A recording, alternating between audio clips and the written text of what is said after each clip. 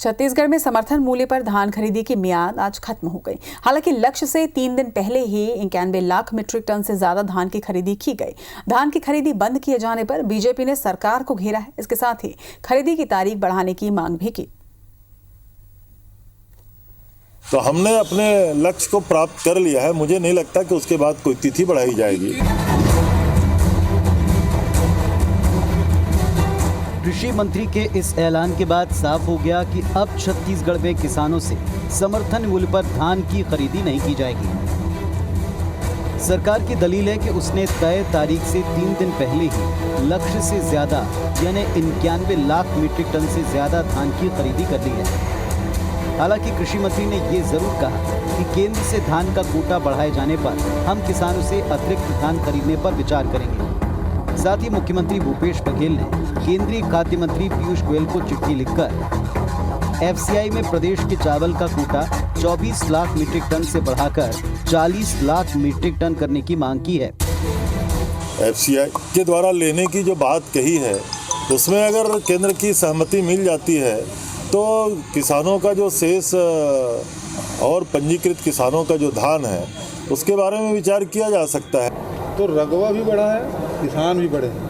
तो छत्तीसगढ़ में कृषि है वो लाभ का धंधा हो गया। भाजपा ने धान खरीदी बंद किए जाने पर सरकार को घेरते हुए कहा कि अगर नवंबर से धान खरीदी शुरू हुई होती तो ये नौबत नहीं आती।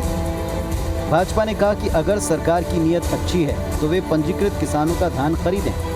तो कम से कम 1 महीना नहीं तो 15 दिन बढ़ाते, क्योंकि इतनी ज़्यादा छुट्टियां और गैप रहा और बारदाने की वजह से इतनी दिक्कत आई है कि किसान परेशान रहा है। जितने पंजीयन हुआ है न तो उन किसानों के 15 कुंटल के हिसाब से खरीदी हुई है।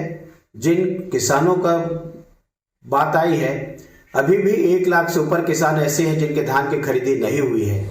इधर सरकार के धान खरीदी बंद करने के ऐलान के साथ ही धमतरी और गरियाबंद समेत कई जगह किसान और उनके साथ भाजपाई सड़क पर उतर गए। उन्होंने धान खरीदी की तारीख बढ़ाने की मांग की। नागबेल के ग्रामीण 45 किलोमीटर पदयात्रा कर गरियाबंद कलेक्ट्रेट पहुंचे और गिरदावरी में गलतियों की वजह से धान नहीं बेच पाने की बात कही। माननीय मुख्यमंत्री जी के नाम से ज्ञापन है कि धान खरीदी की तिथि को बढ़ाया जाए ताकि किसानों को कोई असुविधा या कोई परेशानी ना हो। भारतीय जनता पार्टी के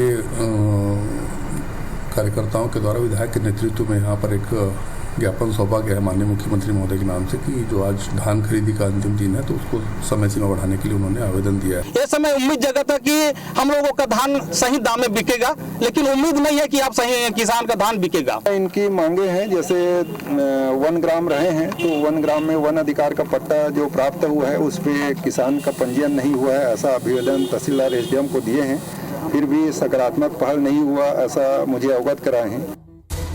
धान खरीदी भले ही बंद हो गई हो, लेकिन सरकार के सामने अब भी चुनौतियां बाकी। पर्याप्त बारदाना न होने की वजह से वो खरीदी केंद्रों से संग्रहण केंद्र और मिलर तक धान नहीं पहुंचा पा रहे। वहीं उसे किसान न्याय योजना की 4थी किश्त और इस बार की खरीदी के बाद पहली किश्त भी देनी है। इन सब के बीच अगर एफसीआई में चावल का कोटा नहीं बढ़ता तो राज्य को 2500 करोड़ का नुकसान भी उठाना होगा। Bureau report, IBC 24।